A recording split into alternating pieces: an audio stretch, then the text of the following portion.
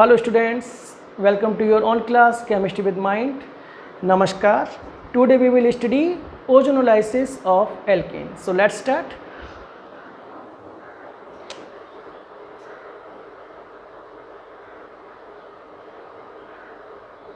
Ozonolysis of alkene.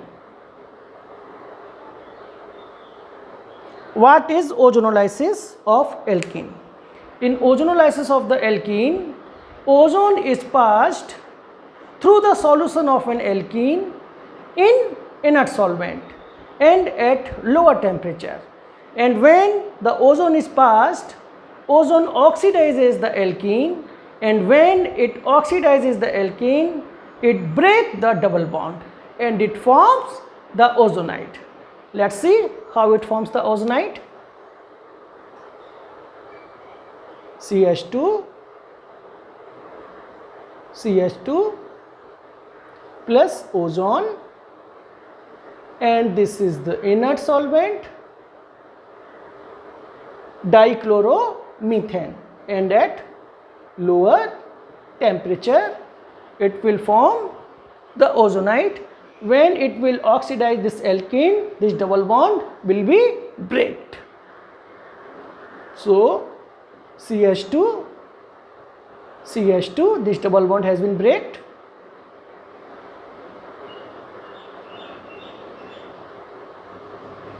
Okay, now the first question is, why we have used this inert solvent? The reason is, this ozonide, complete name of this is ethylene ozonide, correct? This ozonide is unstable and highly explosive in nature. Since it is unstable and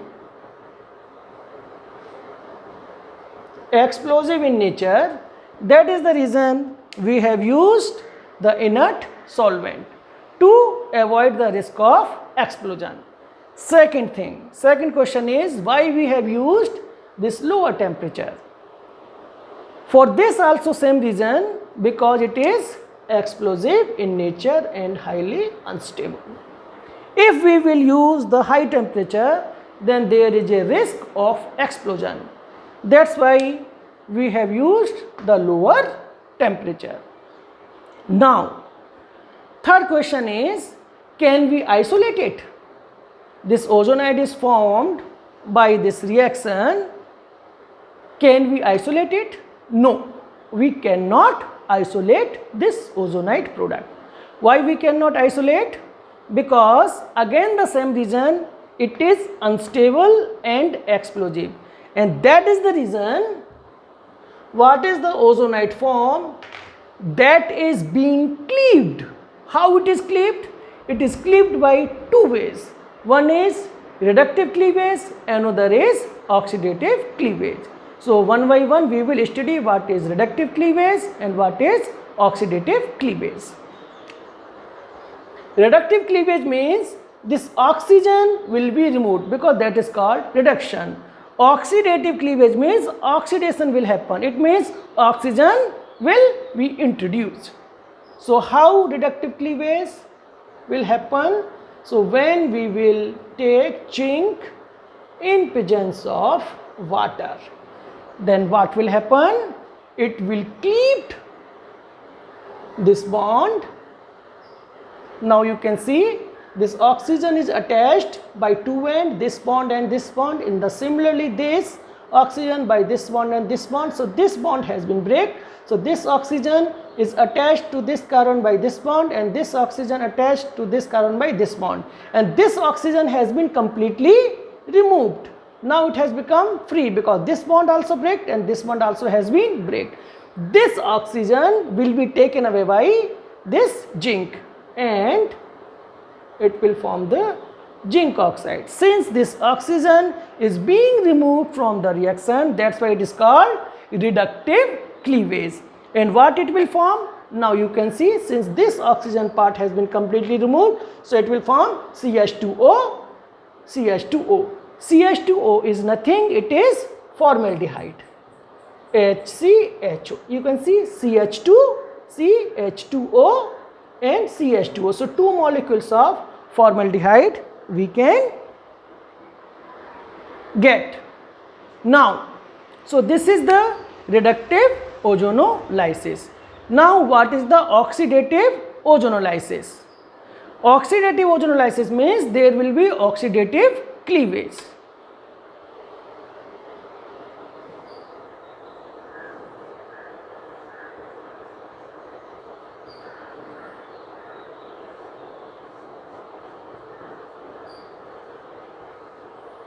When we will use only water, we will not use this zinc. When we will use only water, what will happen? There will be cleavage. Similarly, this oxygen will remain attached by this bond, this oxygen will remain attached by this bond, and this oxygen will be completely free.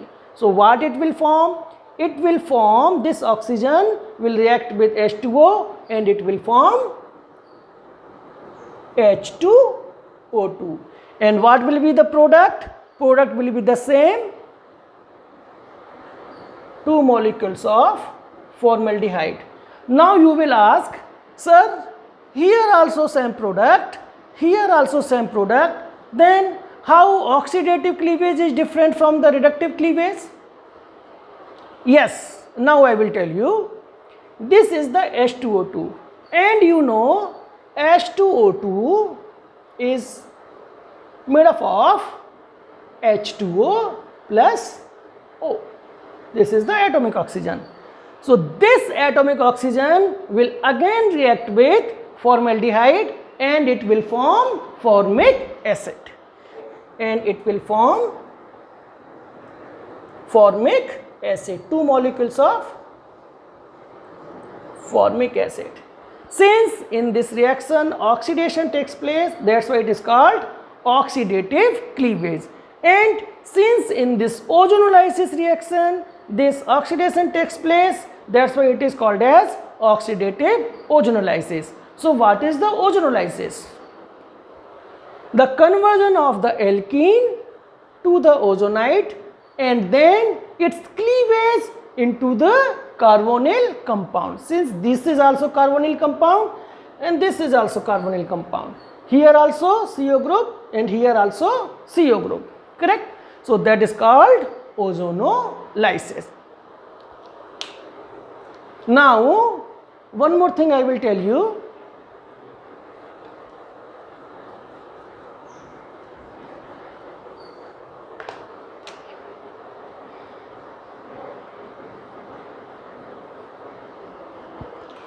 In reductive cleavage, we have taken this zinc with water. In place of zinc, we can use hydrogen in presence of palladium. Since palladium is the catalyst, so it will be called as catalytic reduction.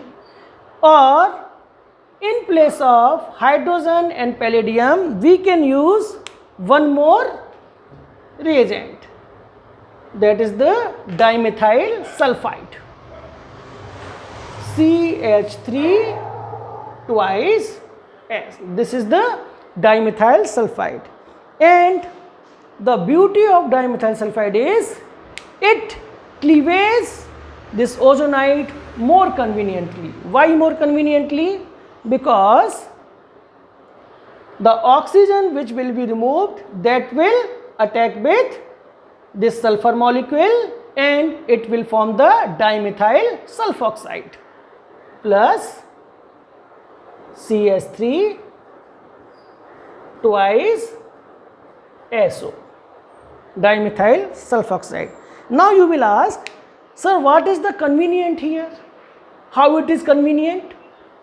The convenient is this is the convenience, this dimethyl sulfoxide, that is called also a DMSO.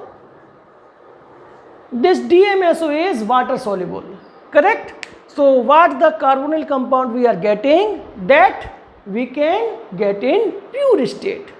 Now, second advantage is, suppose if we are using this dimethyl sulfide in excess, so some of the dimethyl sulfide will react with oxygen what is produced in this cleavage reaction, that will be formed as a DMSO, and what is the excess of dimethyl sulfide, that is volatile in nature, and since volatile in nature it will be evaporate automatically. So the carbonyl compound we can get in pure state, so that's why it is more convenient. Now one more example I will tell you.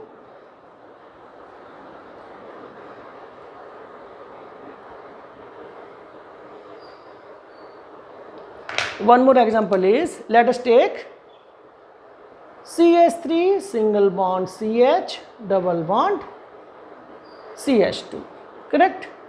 Now when we will attack by ozone, this is CH2Cl2 and 196 Kelvin. In place of CH2Cl2 we can use chloroform also, or carbon tetrachloride also, because chloroform is also a inert solvent and carbon tetrachloride also a inert solvent, correct? So not only this, we can use other inert solvent also. So since this is the beauty of the ozone, it will break the double bond. So what will form? CH3 CH, this double bond will be breaked, and CH2. So this one oxygen, second oxygen, third oxygen, correct? Now since this ozonide is unstable and explosive, so we will do cleavage. This can be reductive or oxidative, as I have told you earlier. Now when we will use zinc plus water, then it will be cleaved like this, correct? So it will form CH3CHO and HCHO, correct? So CH3CHO plus HCHO. Now if we will use only water, then what will happen? Means oxidative cleavage if we will do, then what will happen?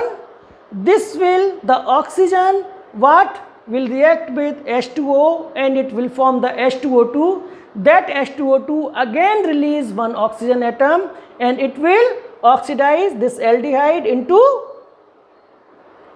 carboxylic acid, and this aldehyde also carboxylic acid. So it will form as a acetic acid and formic acid.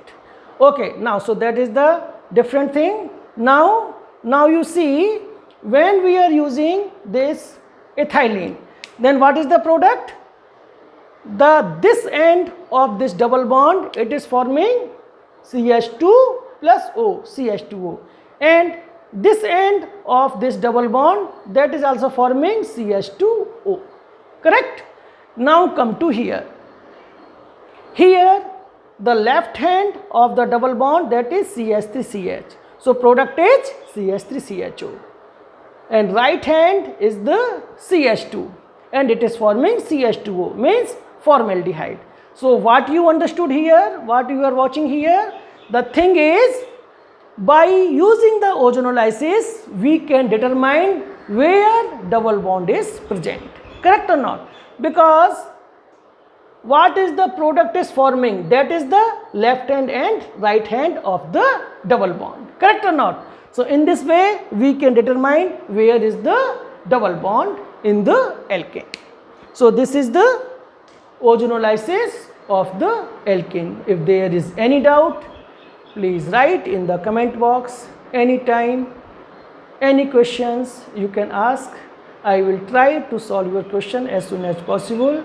I will try to give you reply as soon as possible, and please subscribe this video so that my next video you can get automatically notification.